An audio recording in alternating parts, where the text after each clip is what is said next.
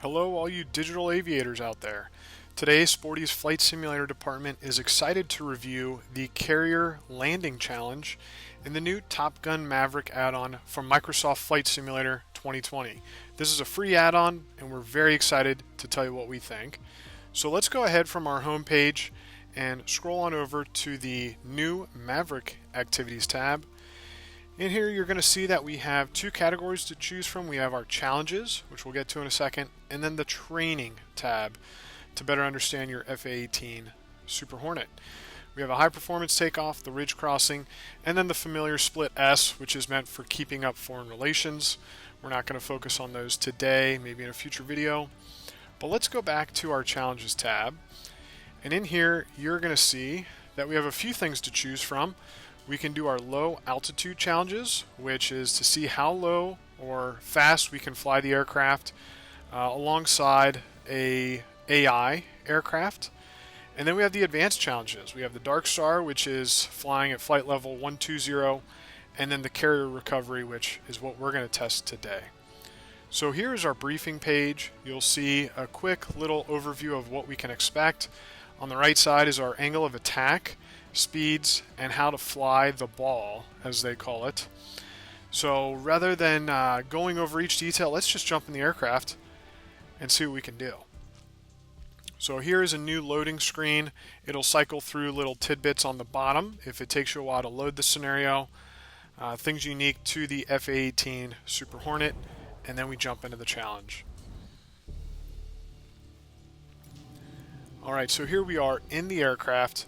Now, we have the ability to fly this maneuver from outside the aircraft also if we would prefer, but for the sake of today's video, we're going to do that inside.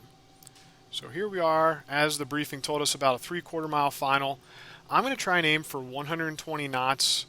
I'm also going to try and keep an eye on the angle of attack indicator to the left of my heads-up display, and frankly just try and fly in and see if we can get on this carrier. Now, in a few seconds, you're going to notice the call the ball, if you will, there we go, will show up right on top of our screen, and this will give us indications of whether we're low, whether we're high, and how to fly this approach. So now I'm just trying to keep 120 knots, keep the angle of attack on circle, watch where my future reference point is, that little circle you see moving around on the heads-up display, and then let's throw another challenge in. Let's try and make sure that ball stays centered on the top of the screen. So a lot of moving parts here. Let's just go ahead and try to fly this one in.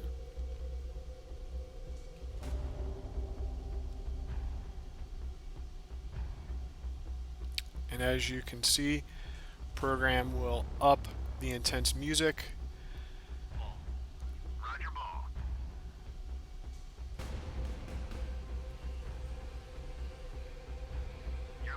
And will also give us feedback on our position.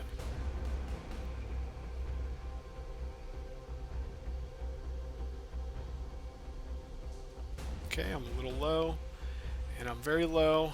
Let's see if I squeak this out.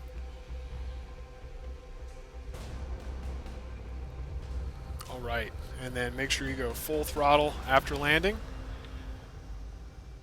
And that is the maneuver. So let's go ahead and grade it. Looks like I received a C for this version. Not my best, but here we get into more detailed. Was I on glide slope? It looks like I wasn't very much. Angle of attack was better, and then landing precision looks like I came down off from wire number 1. But either way, a great review of how we did in the maneuver, and an easy way to go ahead and critique a few things and try and do it again.